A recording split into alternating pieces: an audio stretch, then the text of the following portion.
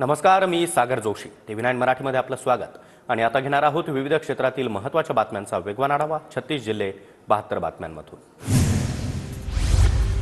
परभणीमध्ये माथे फिरून केलेल्या घटनेचा निषेध. आरोपीला अटक केल्यानंतर हिंसा होणं योग्य नाही.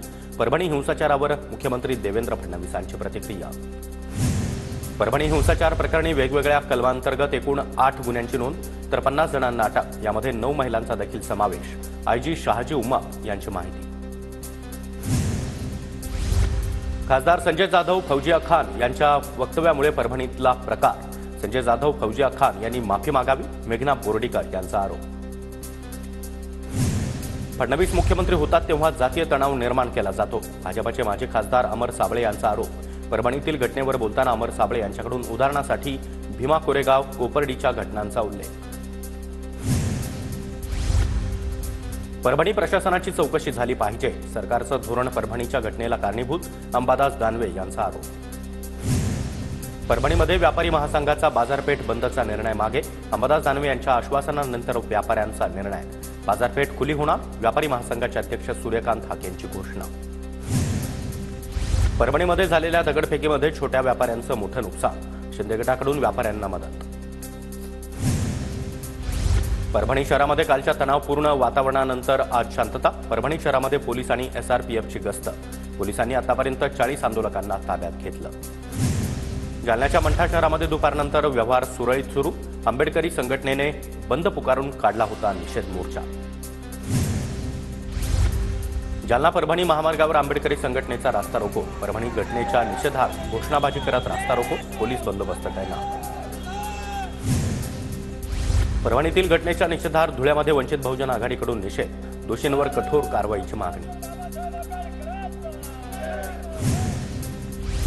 परभणीमध्ये काल झालेल्या दगडफेकीनंतर व्यापाऱ्यांचं मोठं नुकसान. दुकानासमोरील साहित्यांची मोठ्या प्रमाणात तोडफोड.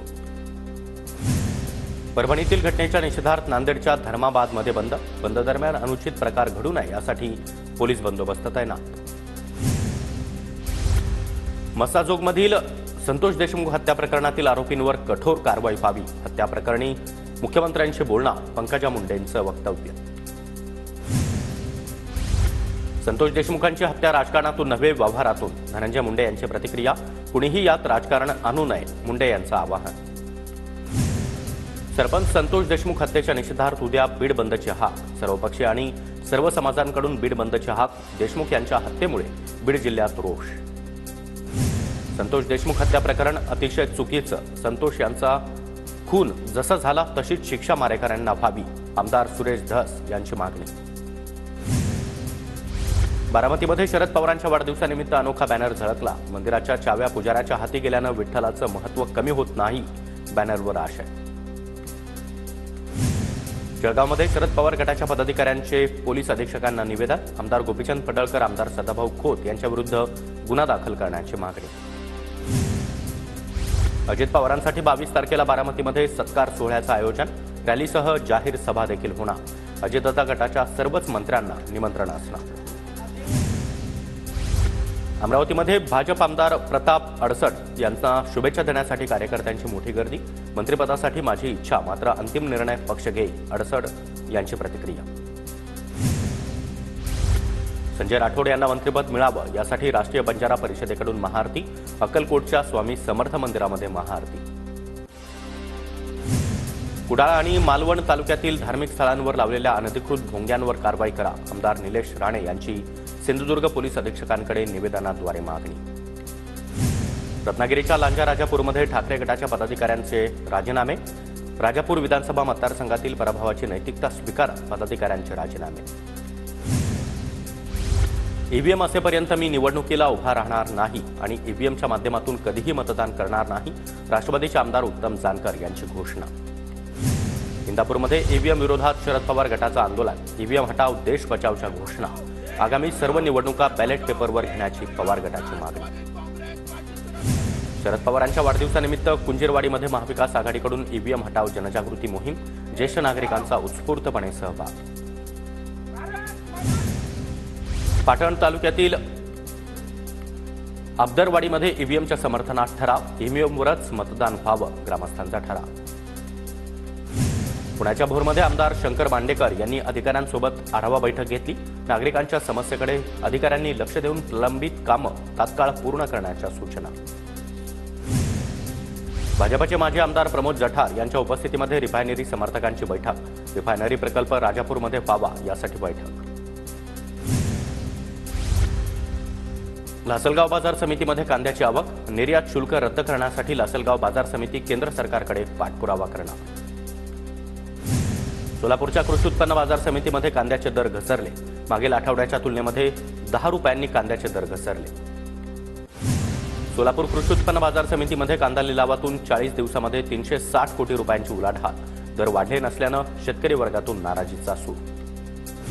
नांदेड जिल्ह्यामध्ये पोषक वातावरणामुळे रब्बी पिकं बहरली, मात्र ढगाळ वातावरणामुळे हरभऱ्याच्या पिकावर अळींचा प्रादुर्भाव, शेतकऱ्यांचं उत्पादन घट होण्याची शक्यता। नंदुरबार एकाच दिवसामध्ये पपईच्या भावामध्ये 4 रुपये प्रति किलोनं घट, थंडीच्या लाटेचा पपई उत्पादक शेतकऱ्यांना फटका। लातूरमध्ये सोयाबीनच्या दरामध्ये दिवसेंदिवस घसरण, शेतकऱ्यांमध्ये चिंतेचं वातावरण। 5 वर्षामध्ये 50,000 एकर द्राक्ष लागवड क्षेत्रामध्ये घट, राज्यामध्ये 50,000 एकर द्राक्ष बागेवर कुऱ्हाड, उत्पादन खर्च वाढल्यानं शेतकऱ्यांचा अन्य पिकांकडे कल। नांदेडमध्ये काकडा फुलांच्या दरामध्ये मोठी घसरण, 500 रुपये किलोनं विक्री होणाऱ्या फुलाला 100 रुपयांचा भाव। नाशिकमध्ये 7,000 शेतकरी नुकसान भरपाईपासून वंचित, कागदपत्रांच्या पूर्ततेअभावी मदतीपासून वंचित राहण्याची शेतकऱ्यांवर वेळ। यवतमाळमध्ये सीसीआय केंद्रापुढे शेतकऱ्यांच्या रांगा, कापसाला 7,521 रुपये क्विंटलचे सीसीआयचे दर, संकलन केंद्र वाढवण्याची मागणी। जळगाव जिल्ह्यातील हतनूर धरण 100% भरल्यानं शेतकऱ्यांना दिलासा, रब्बी हंगामाला पुरेसं पाण्याचं आवर्तन देखील उपलब्ध होणार। जळगावच्या शेळगाव बॅरेज प्रकल्पामध्ये 61.16% जलसाठा, चोपडा परिसरातील शेतकऱ्यांना दिलासा, पाणी टंचाईवर मात केली जाणार। कोल्हापूरच्या पंचगंगा नदीमध्ये प्रदूषणामुळे माशांच्या मृत्यूची मालिका सुरूच, प्रदूषित पाणी थेट पंचगंगेत, नदीतील जैवविविधता धोक्यात, पंचगंगेतील प्रदूषण रोखा, नागरिकांची मागणी। स्थलांतरित पक्ष्यांचं अकोला जिल्ह्यातील जलाशयांवर आगमन, काही पक्ष्यांचा 2 ते 3 महिन्यांचा मुक्काम, पक्षीप्रेमी देवेंद्र तेलकर यांनी काही खास दृश्यही टिपली। चंद्रपूर जिल्ह्यातील घोडाझरी जल पर्यटन स्थळ गेल्या 4 महिन्यांपासून बंद, सिंदेवाहीतील कार्यालयाच्या निवेदनाच्या परवानगीसाठी नागपूर कार्यालयाकडे पाठपुरावा सुरू। सांगलीच्या वसगडेमध्ये रेल्वे मार्गामध्ये जमीन गेलेल्या शेतकऱ्यांचं आंदोलन, जमिनीचा मोबदला देण्याच्या मागणीसाठी शेतकरी आक्रमक।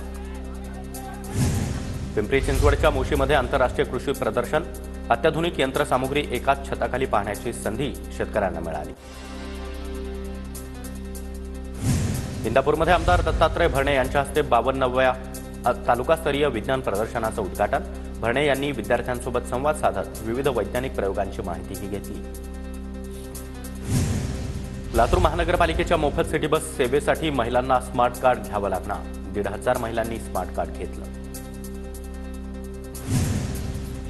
नाशिक महानगरपालिकेकडून पहिल्या टप्प्यामध्ये 8 जागांवर सुसज्ज वाहनतळ उभारण्याचा निर्णय, पालिका लवकरच स्वारस्य अभिदेकार पद्धतीनं इच्छुकांकडून अर्ज मागवणार।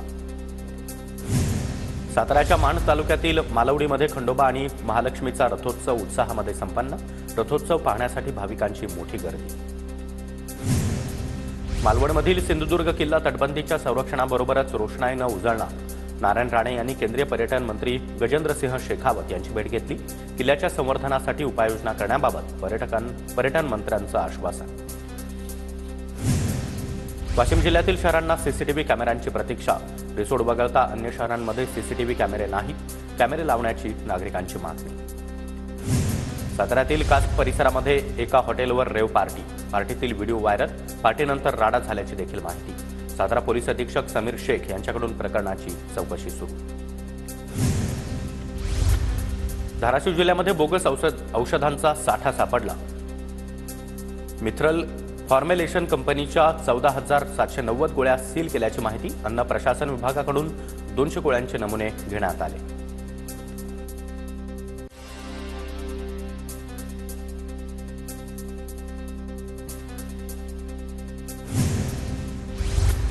नांदेडच्या शासकीय रुग्णालयामध्ये देखील बनावट औषध साठा. औषध विभागानं 1,28,000 गोळ्या सील केल्या. जिल्हाधिकारी किशन जावळे यांच्या हस्ते पनवेलमध्ये क्षयरोग दूरीकरण मोहिमेचं उद्घाटन, तर रायगड जिल्ह्यामध्ये आजपासून क्षयरोग दूरीकरण मोहिमेला सुरुवात. नाशिक महापालिकेकडून 18 ठेकेदारांना नोटिसा. ठेकेदारांना खड्डे बुजवल्याचं अहवाल सादर करण्याचे निर्देश. नंदुरबारच्या शासकीय आदिवासी वसतिगृहातील 22 मुलींना विषबाधा. चिंचपाडा इथल्या शासकीय आदिवासी वसतिगृहातील मुलींना रात्रीच्या जेवणातून विषबाधा. उपचार सुरू. कोल्हापूरमध्ये पॉश मशीनमधील तांत्रिक बिघाडामुळे रेशन वितरण थांबलं. धान्य वितरण रखडल्यानं कार्डधारक आणि दुकानदारांमध्ये वाद.